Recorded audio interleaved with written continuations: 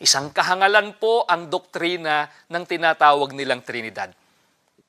Ano pa po ang dapat makatawag ng pansin sa ating lahat tungkol dyan, sa doktrina ng tinatawag po nilang Trinidad? Isa pa pong aklat ang aming babasahin, pinamagatang The Discourses on the Apostles' Creed. Isinulat naman po ito ng isang nagngangalang Clement H. Crack. Ganito po ang kanyang sinasabi sa pahina 206. Kaya halimbawa, noon lamang 325 taon ng Panginoon, sa konsilyo ng Nisea, nang ipaliwanag ng Iglesia sa atin na isang tuntunin ng pananampalataya na si Jesus ay tunay na Diyos. Noong 381, sa konsilyo ng Constantinopla, ipinaliwanag na isang tuntunin ng pananampalataya na ang Espiritu Santo ay Diyos. Mga kaibigan, napansin po ba ninyo ang binasa po natin? Magkaibang petsa po at pagkakataon ang pagkakaimbento o pagkakabuo ng mga aral na ang ating Panginoong Jesucristo at ang Espiritu Santo ay Diyos daw. Mga kaibigan, mahigit 300 years po pagkamatay ng mga apostol. At pagkatapos masulat ang bagong tipan, taong 325 AD. Ika-4 na siglo na o 4th century na nang imbentuhin ng Iglesia Katolika Romana sa konsilyo ng Nisea ang aral na si Kristo ay tunay na Diyos. Pagkaraan naman po ng 56 na taon, sa konsilyo naman ng Constantinopla, nagpahabol pa ng isang Diyos ang Iglesia Katolika Romana. Noong 381 AD, inimbento naman po nila ang aral na ang Espiritu Santo ay Diyos. Kumusta? At naka-live tayo ngayon sa Diocesan Shrine ni St. Nicholas de Tolentino sa Diocese of Lawag, CFD. Sa pamamagitan ng kanilang Spiritual Director at Chief Exorcist ng Naturang Diocese, Father Danny Divaras, at sa pamamagitan nila ni Sis Abigail Pascual at Brother Fernando Nanding Pascual at mga kasama. Samahan ninyo kami mga kapatid at pakinggan ninyo yung paggamit ng ministro ni Felix Manalo sa Aklat Katoliko Discourses of the Apostles' Creed. Mapansin ninyo na itong aklat na ito ay palaging ginagamit nila pero pinagchap-chap. Pero ito ang katotohanan na ang mga sikta na mariing tumututol sa doktrina ng Santissima Trinidad ay hindi tunay na mga Kristiyano. Kaya, invalido ang kanilang baptism. Ang simbahang Katoliko, meron tayong kinikilala na kahit nasa kabilang panig at hindi kaanib ng simbahang Katoliko, may tinatawag tayong valid baptism provided na meron yung tinatawag na Trinitarian formula. Pero kung mapansin ninyo ang pahayag mismo ng ministro ni Felix Manalo, mga kapatid, mapansin ninyo ito ang sabi niya, balikan natin. Isang kahangalan po ang doktrina ng tinatawag nilang Trinidad. Ano pa po ang dapat makatawag ng pansin sa ating lahat tungkol dyan, sa doktrina ng tinatawag po nilang Trinidad? Isa pa pong aklat ang aming babasahin, pinamagatang The Discourses on the Apostles' Creed. Isinulat naman po ito ng isang nagngangalang Clement H. Crack. Ganito po ang kanyang sinasabi sa pahina 206. Kaya halimbawa, noon lamang 325 taon ng Panginoon, sa konsilyo ng Nisea, nang ipaliwanag ng Iglesia sa atin na isang tuntunin ng pananampalataya na si Jesus ay tunay na Diyos. Noong 381, sa konsilyo ng Constantinopla, ipinaliwanag na isang tuntunin ng pananampalataya na ang Espiritu Santo ay Diyos. Mga kaibigan, napansin po ba ninyo ang binasa po natin? Magkaibang petsa po at pagkakataon ang pagkakaimbento o pagkakabuo ng mga aral na ang ating Panginoong Jesucristo at ang Espiritu Santo ay Diyos daw. Mga kaibigan, mahigit 300 years po pagkamatay ng mga apostol. At pagkatapos masulat ang bagong tipan, taong 325 AD. Ika-4 na siglo na o 4th century na nang imbentuhin ng Iglesia Katolika Romana sa konsilyo ng Nicea ang aral na si Kristo ay tunay na Diyos. Pagkaraan naman po ng 56 na taon, sa konsilyo naman ng Constantinopla, nagpahabol pa ng isang Diyos ang Iglesia Katolika Romana. Noong 381 AD, inimbento naman po nila ang aral na ang Espiritu Santo ay Diyos. Yan. Mapansin ninyo, isang misleading ang paggamit ng ministro sa naturang aklat. Dahil batay daw sa pahina 206 ng Discourses of the Apostles, sinabing inimbinto ang pagiging Diyos ng ating Panginoon Jesucristo at sa banal na Espiritu. At mapansin ninyo mga kapatid, ayon sa ministro, matagal na tapos ang Biblia. Pero tandaan natin, ikumpara nitong mga nagsusulpotang sikta sa ating panahon, tayo mga Katoliko, hindi tayo Bible alone. Meron tayong teaching authority, kaya may konsilyo na magdeklara. Kung ang kanilang ginagamit na batayan, idiniklara ng simbahan, therefore inimbinto ng simbahan, abay, wag na lang nilang tanggapin ang Biblia. Bakit? Nakasulat din ang sa kanilang Pasugo Magazine, ito po mga kapatid, 1951, pahina 27. Ang Konsilyo ng Trento noong 1946 ay nagpahayag na ang lahat na aklat ng matanda at bagong tipan na nasa Bibliang Katoliko ay mga banal at naaayon sa batas. So ibig ba sabihin dahil nakasulat yan sa kanilang Pasugo Magazine na ang mga Biblia sa lumang tipan at sa bagong tipan ay dumaan sa deklarasyon ng simbahang Katoliko, kaya pwede bang sabihin ng mga ministro, di dapat paniwalaan ang Biblia dahil imbinto lang ito ng simbahang Katoliko? Di lang yan. Ituloy natin ang pagbasa sa naturang Pasugo Magazine. Ito po ang mabasa natin sa pahina 27. Ang batas ng Iglesia Katolika na mataimtim at maingat na sinisiyasat at tinitiyak ng konselyo ay siya ring nasa mga talaan ng mga banal na aklat na inihayag ng mga konselyo ng Florencia noong 1441, Cartago noong taong 397, Hippo noong taong 393, Laodicea noong taong 363 at ng mga Papa Inocencio noong taong 401, Hormidas noong taong 514-523, Galatius noong taong 492-496 at Papa Damaso noong taong 360. Binasa natin ito mga kapatid dahil sabi nila, pag idiniklara ng konselyo, therefore, imbinto lang ng simbahang Katoliko. Kaya, ang sabi ng ministro, na noong taong 325, dahil idiniklara ng konselyo sa Nicea, na ang ating Panginoong Hesukristo ay tunay na Diyos at tunay na tao at sinundan sa konselyo ng Constantinopla sa taong 381, therefore, inimbinto daw ang pagkadiyos ng ating Panginoong Hesus. Mali. Dahil may pinutol sila.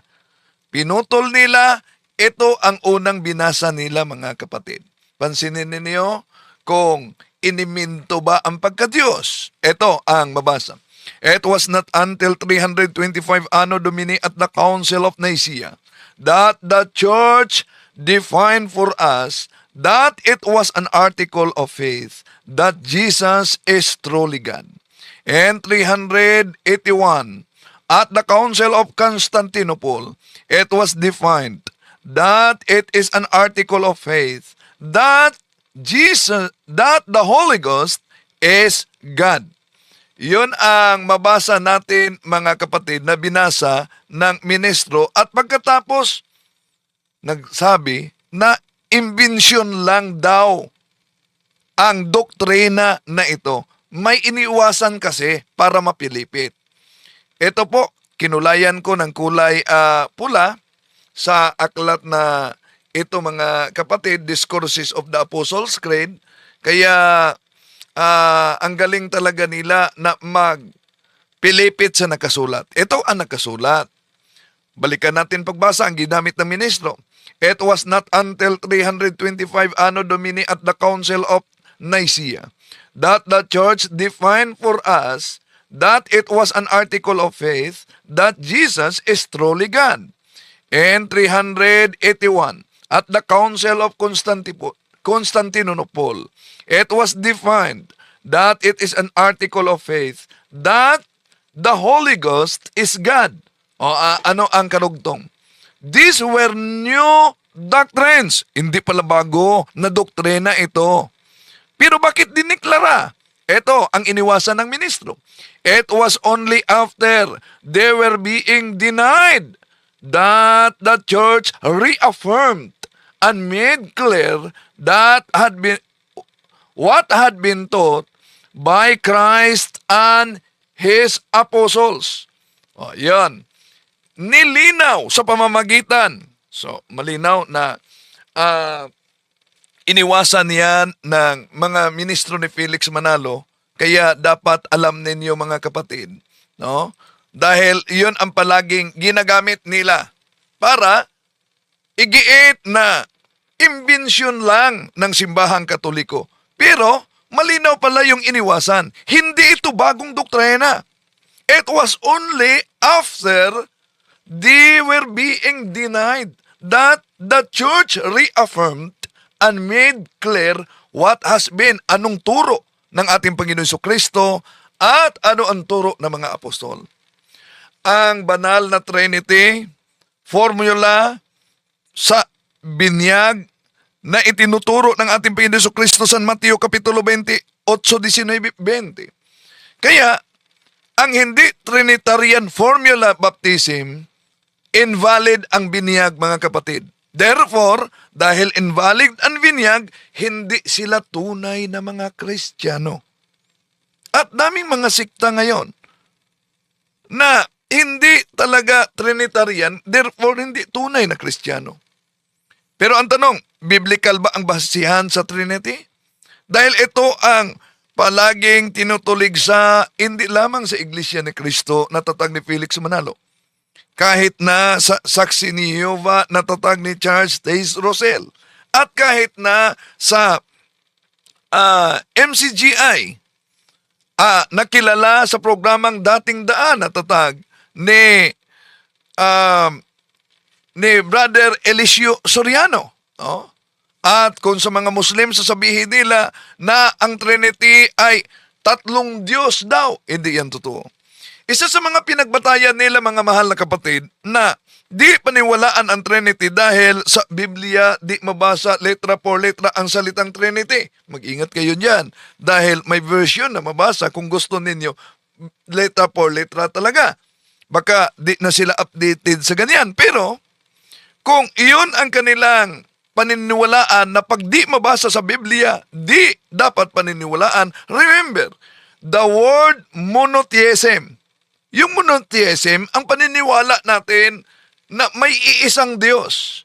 Yung monotheism, termino na tayo'y naniniwala sa iisang Diyos. Kahit mga Muslim naniniwala ng monotheism. Kahit ang hindi naniniwala ng Trinity, naniniwala sila ng monotheism. Tanong, ang salita bang monotheism, mabasa ba sa Biblia kahit anong salin ng Biblia ang salitang monotheism? Monotheismo. Di po ba? Yung terminong monotheismo, hindi yan mabasa sa Biblia letra por letra. Sandali muna, may nagtawag yata. Oh. At kung tingnan natin, mga mahal na kapatid, no? Tingnan natin ang mabasa sa sandali muna, may nagtawag. Okay. Sandali. Sandali. Sino ba yung nagtawag na to? Oo. May tawag Okay, sandali.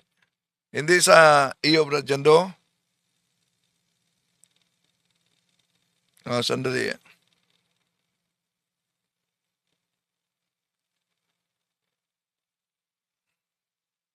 Ah, s- sa sa inyo ba yan, sis? Abi?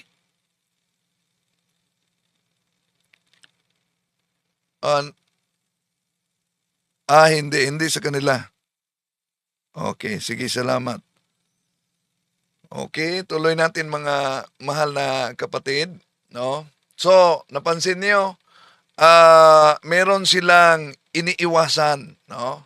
Meron silang pinuputol at pinalitaw na inbinto daw ng simbahang katoliko ang Trinity. Ito ang sentro ng ating pananampalataya. Ito ang misteryo ng ating pananampalataya. Pero tandaan natin mga kapatid, na ito'y palaging tinutulig sa mga makabagong heretiko sa ating panahon ngayon. Although meron ng konsilyo na nagdeklara at idineklara ng simbahang katoliko sa pamamagitan ng konsilyo ang hindi mabagong katotohanan. Hindi yun imbensyon. So, kung tingnan natin sa Biblia, yung konsepto ng Trinity, terminong Trinity, ay talagang napaka-biblical mga kapatid. Maraming talata sa Biblia na nagpatunay kaugnay sa Trinity. At kahit magagamitin natin ang iba't ibang salin, halimbawa kung tingnan natin ang New American Version, ito ang mabasa natin. Go therefore and make disciples of all nations, baptizing them in the name of the Father, and of the Son, and of the Holy Spirit. Yun ang tinatawag na Trinitarian formula na utos ng ating Panginoon Jesucristo. Pero pansinin ninyo mga kapatid, kahit binanggit ang tungkol sa bautismo, binanggit ang tungkol sa binyag, pero nandyan ang konsepto ng Trinidad. Dahil binanggit ang tatlong personas, ang tatlong karakter sa iisang pangalan. Baptize them in the name. Hindi sinabing in the names. Singular name. Not plural names. Pero bakit singular name? Na ngayong tingnan natin, merong tatlong karakter o tatlong persona sa San Mateo Kapitulo 20, 8 versikulo 19. Ano po bang ibig sabihin ng name? Bakit singular? Dahil ang name ay tumutukoy sa kalikasan sa pagka-Diyos. Daniel 2:20, ito po ang ating mabasa. Blessed be the name of God. Tandaan natin, hindi sinabi blessed the name of God's. Singular yan. Blessed be the name of God forever and ever. For the wisdom, power are His. So napakalinaw mga kapatid kung bakit tatlong karakter, tatlong persona, ngunit isang pangalan. Name. So ngayon, isipin natin, singular name ay patungkol sa iisang Diyos. Name of God. O God's name. So, at ang singular name, napakaloob dyan ang tatlong karakter, ang tatlong persona. Sa San Mateo Kapitulo 28, versikulo 19. Ama, Anak, at ang Espiritu. Therefore, napaka-biblical ang aral sa nag-iisang Diyos na may tatlong personas at ito'y tinatawag sa pamamagitan ng simbahan na siya ang final authority. Unang Juan Kapitulo 3, versikulo 15 na Trinity. Pinakilala ng simbahan. Tulad sa Biblia, simbahan ang nagpakilala nito. Old and new. Kung anong mga aklat, nabasa na natin. na pwedeng isali para magiging aklat sa Biblia ang simbahan sa pamamagitan ng Trinity ng konsilyo mga kapatid. Kaya kung tingnan natin kahit sa King James Version mga mahal na kapatid, ito po ang mabasa natin. Ang ginagamit natin Douay Rheims Bible. And there are three who give testimony in heaven. The Father, the Word, and the Holy Ghost, and these three are one. So napansin ninyo na there are three sa ibang salin sa King James Version, there are three that we record in heaven, the Father, the Son, and the Holy Ghost, and these three are one. Hindi sinabi, and these three are three. So, ang Diyos Ama ba ay Diyos? Yes, Diyos. Ang Diyos Anak ba ay Diyos? Yes, Diyos. Ang Espiritu Santo ba ay Diyos? Yes, Diyos. Tanong, tatlo ba ang Diyos? Kahit sa King James Version, ang mabasa natin, for there are three that we record in heaven, the Father, the Word, and the Holy Ghost, and these three are one. Yun ang Trinity. No? Na aral ng simbahang Katoliko. No? Hindi man natin mabigyan ng mga halimbawa, pero para sa pagpaliwanag, pwede nating gagamitin ng analohiya.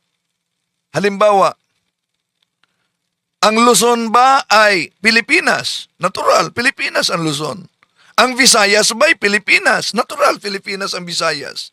Ang Mindanao ba ay Pilipinas? Natural, Pilipinas ang Mindanao. Ang tanong, ilan ba ang Pilipinas? Tatlo ba ang Pilipinas? Hindi. Merong iisang Pilipinas lamang na binubuo ng Luzon, Visayas at Mindanao. Di ba ba? So, ngayon din, kung balikan natin ang mabasa sa unang Juan 5:7, for there are three that bear record in heaven, the Father, the Son, and the Holy Ghost, and these three are one, mga kapatid. No? And these three are one. Okay. Now, meron palang tumatawag sa akin dito dahil may kaugnayan ito sa deliverance kasi. No? Okay. Nandyan ang konsepto ng Trinity. Ang Ama, ang Verbo, no? Ang Ama, ang Verbo, at ang Anak. At ang Ama, Verbo, yung Anak, at ang Espiritu Santo. Andali muna, i-off ko muna ito dahil ito'y kaugnay kasi sa deliverance. No? Napaka-importante kasi. Pero patuloy muna tayo mga kapatid. No? At itong Ama, Verbo, ang Anak, at ang Espiritu, yun ang sinabi, and these three are one. Yun ang tinatawag nating Trinity, mga kapatid. Kaya nga, kung tingnan natin ang mabasa sa, sandali muna, sasagutin ko muna ito para hindi na hello, di ako makasagot, online pa ako. Online. Sige, maraming salamat. Okay. Tuloy tayo mga kapatid, no? Sa ating sa tinatawag na Amplified Bible, ito po ang mabasa natin ay John chapter 10 verse 30, I and the Father are one. Close parenthesis, in essence and nature. Dahil iginiit kasi sa mga anti-Trinitarian, yun bang sinabing ako at ang Ama ay iisa? Ibig ba sabihin na sila ay iisa talaga sa essence, sa pagka-Diyos? O yan, makita na natin sa Amplified version mga kapatid. Ngayon, ano po ba ang kalikasan? Ano po ba ang katangian ng Diyos? Merong 8 katangian ang Diyos. Una, ang Diyos ay manlilikha. In English, creator. Pangalawa, ang Diyos ay siya'y Panginoon, Lordship. Pangatlo, ang Diyos ay tagapagligtas, manunubos, Redeemer. Pang-apat, ang Diyos ay makapangyarihan, omnipotent. Panglima, ang Diyos ay nasa lahat ng dako, nasa lahat ng lugar, omnipresent. And then, pang-anim, ang Diyos ay alam niya ang lahat ng mga bagay. So therefore, omniscient. At pangpito, ang Diyos ay walang hanggan, meaning eternal. At pangwalo, ang Diyos ay sinasamba natin. Ito ang walong katangian, ito ang walong kalikasan sa pagiging Diyos. At alam nyo ba na itong walong kalikasan na ito ay taglay mismo sa Ama, Anak, at Espiritu Santo. At nasa Biblia yan. Halimbawa, isa-isahin natin mga kapatid. Isa-isahin natin na itong katangiang ito ay nasa Ama, Anak, at Espiritu Santo. Halimbawa, yung pagiging manlilikha sa lahat. Alam niyo naman natin na ang Diyos ang manlilikha sa lahat. Genesis chapter 1 verse 1, in the beginning, then God created heavens and earth. So napansin niyo ba sa creation, in the beginning, God created heavens and earth. Ito po'y Trinity of all Trinities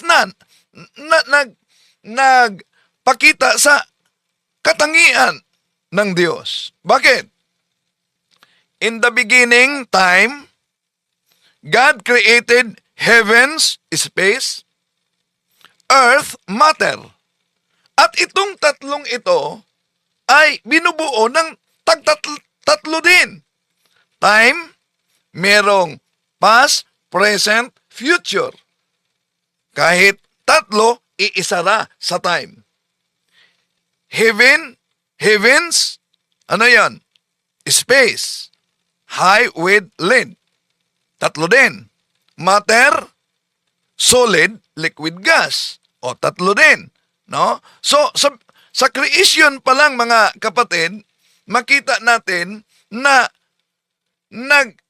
pinakita na kung ang Diyos mismo sa kanyang sarili. At kung tingnan natin ang Genesis chapter 1, kung babasahin natin ang Amplified Version, dahil alam nyo naman, gusto nila letra por letra, may mabasa kasi sa Amplified Bible, Genesis chapter 1 verse 26. Then God said, let us, close parenthesis, Father, Son, and Holy Spirit, make man in our image, according to our likeness, not physical, but a spirituality and moral likeness. So, napansin nyo?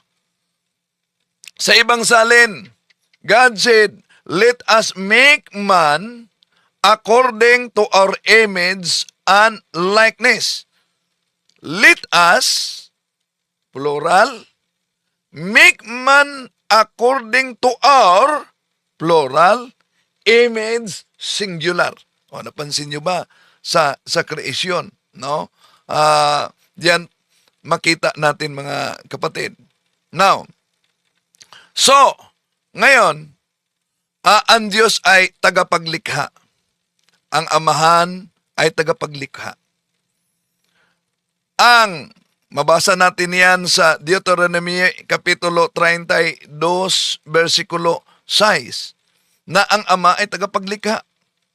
Ito ang mabasa natin. As the Lord be thus repeated by you, O stupid and foolish people, He who not your Father who created you, so ang Ama ay tagapaglikha.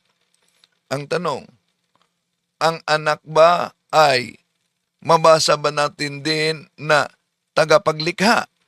Ito po ang mabasa natin sa ah, Colossians chapter 1 verses 15 up to 16. He is the image of the invisible God, the firstborn of all creation. For in Him were created all things in heaven and on earth, the visible and the invisible, whether thrones or dominions or principalities or powers, all things were created through Him and for Him. So, malinaw ang nabasa natin sa banal na kasulatan. Ngayon, kung ang anak ay tagapaglikha, ang ang banal na espiritu ba ay tagapaglikha din? Oh. So, mabasa natin sa Psalm chapter 33 verse 6. Okay. Ito pa na mga katangian, no? Isa-isa mahaba kasi ito mga kapatid. At ito din sa Genesis chapter 1 pero hanggang 7:45 lang tayo dahil may naka-schedule na debate. Sa Genesis chapter 1 verses 1 up to 2. In the beginning, God created heaven and earth, and the earth was void and empty, and the darkness was upon the face of the deep, and the Spirit of God moved over the waters. So, diyan makita natin ang banal na espiritu ay tagapaglikha din. At yun din ang mabasa natin sa Job chapter 26 verse 13, mga kapatid. His spirit made the heavens beautiful, and His power pierced the gliding serpent. So, diyan sa Biblia, makita natin na ang Ama, tagapaglikha, ang Anak, tagapaglikha, ang banal na espiritu ay tagapaglikha. Ngayon, pangalawang katangian, ang kanilang pagiging Panginoon. Alam naman nating lahat na ang Diyos ay Panginoon. O ang Panginoon ay Diyos. Siya lang ang Panginoon at wala nang iba. Di ba?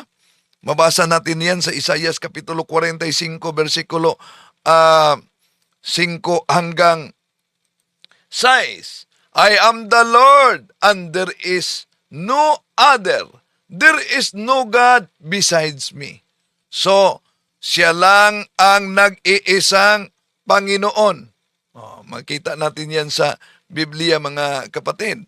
No? Kaya nga, kung tingnan natin ang mabasa sa Deuteronomio kapitulo 6, versikulo 6 sa Hebrew, Shema Israel, Yahweh Eloheno, Yahweh Echad. Makinig ka, O Israel, ang Panginoon na iyong Diyos ay nag-iisang Panginoon. Hero Israel, the Lord is our God, the Lord alone. Echad, nag-iisang Panginoon. No? So, ngayon, may iisang Panginoon. No? Alam naman natin, Isaias kapitulo 63:16, ang Ama ay Panginoon ng lahat. You, Lord, are our Creator. Tanong, ang ating Panginoong Hesukristo ba? Panginoon din. Malinaw yan sa Gawa kapitulo 10, versikulo 36. Anong mabasa diyan, mga kapatid, sa Gawa? Ito po ang mabasa natin sa Gawa 10:36. You know the word that He sent to Israelites as He proclaimed peace through Jesus Christ, who is Lord of all. So, malinaw na ang ating Panginoong Hesukristo ay Panginoon. No? Ngayon, Kung ang ating Panginoon Jesucristo ay Panginoon, ang banal ba na Espiritu ay Panginoon? Ito po ang mabasa natin sa 2 Corinthians chapter 3 verses 17 up to 18. Now the Lord is the Spirit, and where the Spirit of the Lord is, there is a freedom.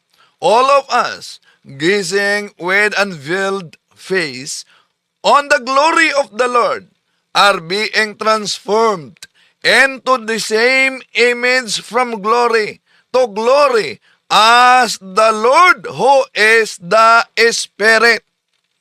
So, malinaw ang pagka-lordship ng banal na Espiritu ng Ama at ng Anak. Ngayon, punta tayo sa pangatlong katangian, yung tagapagligtas. Alam naman nating lahat na ang Diyos lamang ang tagapagligtas. At bukod sa Kanya, wala ng iba. Kung tingnan natin ang mabasa sa dito sa Isayas, Kapitulo 43, versikulo 11, ito po mabasa natin. It is I the Lord, there is no Savior but me. O, say, it is I. Ang Diyos lang ang tagapagligtas. Now, kung ang Diyos ay tagapagligtas, alam naman natin na ang Ama tagapagligtas. Di ba? Di matutulan yan sa Isayas 63:15, for you are our Father, where Abraham not know us, nor Israel to acknowledge us. You, Lord, are our Father, our Redeemer. You are named forever. So ang Ama, tagapagligtas. Ngayon, tanong, kung ang Ama tagapagligtas, ang Anak po ba na ang ating Panginoon Jesucristo ay tagapagligtas? Kung tingnan natin ang mabasa sa San Mateo Kapitulo 1, versikulo 21, ito po sabi ng anghel, she will bear a son, and you are to name him Jesus, because he will save his people from their sins. So, ang ating Panginoon Jesucristo ay tagapagligtas sa kasalanan. Ang tanong, ang banal na Espiritu ba ay tagapagligtas ba din? Ito po ang mabasa natin. Titus chapter 3 verse 5. He saved us.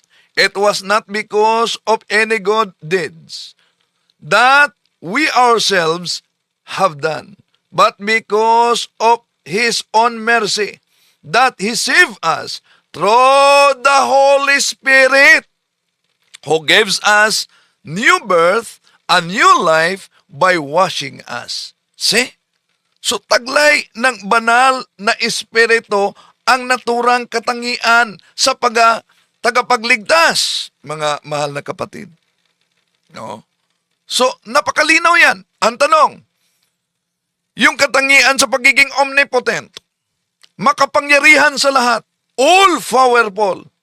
Tanong, alam naman natin na ang Ama ay Almighty.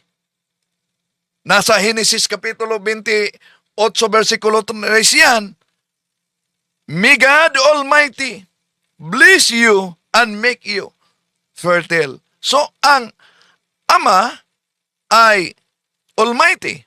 Oh. At yun din ang mabasa natin kahit sa Anak at sa Espiritu. So, malapit na pala ang sa susunod siguro dahil may naka-schedule ngayon na debate mga kapatid. No, ito lang muna siguro ang ating yung ibang mga katangian na omnipresent, omniscient, omnipotence. Tatalakayin natin sa susunod dahil may naka-schedule ngayon na susunod na debate. No? Yun lang, tinatalakay natin ngayon ang napaka-importante na doktrina ng Simbahang Katoliko.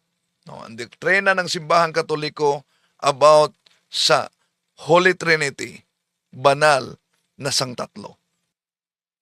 Okay, maraming salamat kapatid sa katanungan kaugnay sa Apostles' Creed. No, ang Apostles' Creed natin ay the 12 articles of Christian faith, no? At hindi lang 'yan na basta binibigkas natin, kundi iyo'y nagpakilala sa ating pagiging Katoliko, no? Dahil ang Apostles' Creed ay pinatuluan yan ng dugo mismo ng mga sumasampalataya sa Apostles' Creed. I believe in God, the Father Almighty, Creator of heaven and earth. No? Yeah? So, itong article na ito, the 12 articles of Christian faith, alam niyo, na palagi nating sinasambit tuwing Sunday. At minimemorize ng mga bata sa katikisim. At sinasambit natin pag tayo'y magsagawa ng Holy Rosary. No? Pero alam niyo ba na pagsambit natin sa 12 articles na I believe in God, hindi lang natin ni-recite yung White Ray.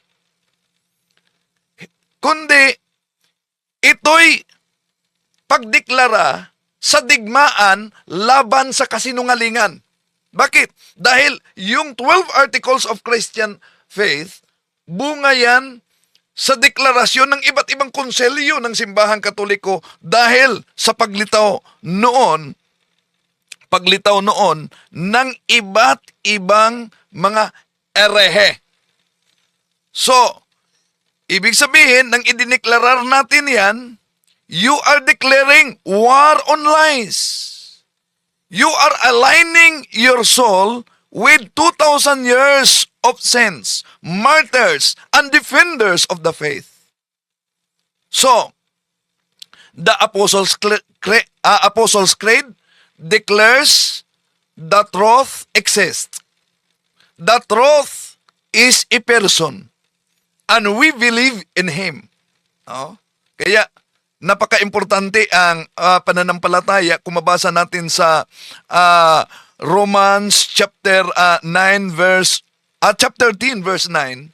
If you confess with your mouth that Jesus is Lord and believe in your heart that God raised Him from the dead, you will be saved.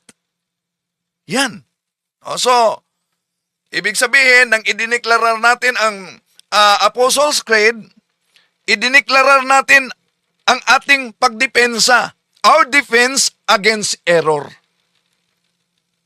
Bakit inulit-ulit natin? Because the Creed is our armor. The armor in the word of confusion, in the edge of relativism, at sa paglitaw ng mga iba't ibang sikta sa ating panahon. Itong Apostles' Creed ay nagpakilala sa atin identity as Catholic. Ang katangian. So binanggit natin kanina yung mga katangian na una, ang pagiging Redeemer, no? Savior, taglay yan sa Ama. Taglay din sa Anak. Taglay din sa Banal na Espiritu. Binanggit natin ang nakasulat dahil may iisa lamang na tagapagligtas. Isaiah Kapitulo 43, versikulo 11. It is I the Lord, there is no Savior but me. At binanggit natin na kung ang Ama ay Redeemer, Isaiah chapter 63 verse 16, ang anak din ay binanggit na Redeemer, Mateo kapitulo 1 versikulo 21. At ang Banal na Espiritu ayon sa Titus chapter 3 verse 5. So yung ibang mga katangian ipagpatuloy natin yan sa susunod, kapatid, dahil may naka-schedule na debate umano sa punto por punto.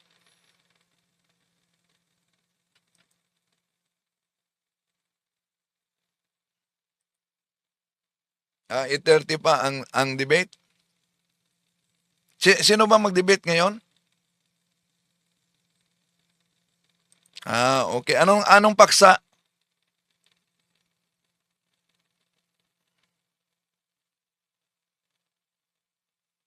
Ah, ah, negative ata ah.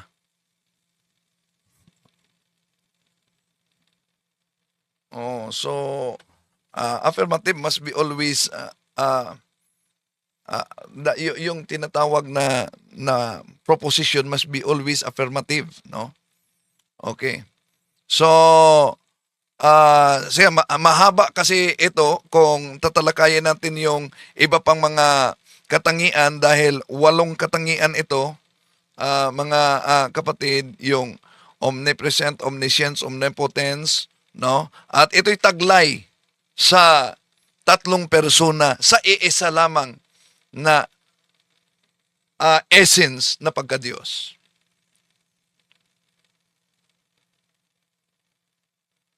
Next question, meron pa ba?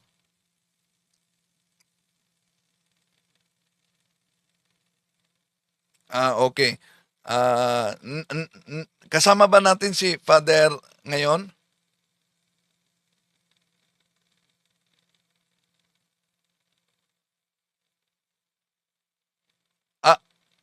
Wala si Bro Nanding ngayon? Opo, tsaka si Father Danny, magkasama po sila. Sige, regards na lang sa kanila. Akala po nila makahabol sila pero hindi na ako po. Okay. So, bro, sandali so, may mga nagkomento pala dito, no? Nabasa ko sa comment section. Pero pagpatuloy natin ito sa susunod, yung ibang mga katangian siguro, mga kapatid, no? Yung omniscient, omnipotence, omnipresent, no? Taglay sa 3 persona, iisang pagka-Diyos. At ulitin natin, yung sabi nila dapat mabasa sa Biblia, mayroong mabasa naman kung gusto nila letra por letra. Revelation chapter 7 verse 10. Salvation belongs to our God who is seated on the throne, and the Lamb, our salvation, is the Trinity's to give. Unto God the Trinity we owe our deliverance. So, sa gustong mabasa letra por letra, may salin na mabasa natin yan, mga kapatid. So, yan ang katangian, kalikasan sa nag-iisa, isang Diyos na tinatawag nating Trinity, Trinidad, Tris and Unidad, taglay ng Anak, Ama, at ng Espiritu ang naturang mga katangian.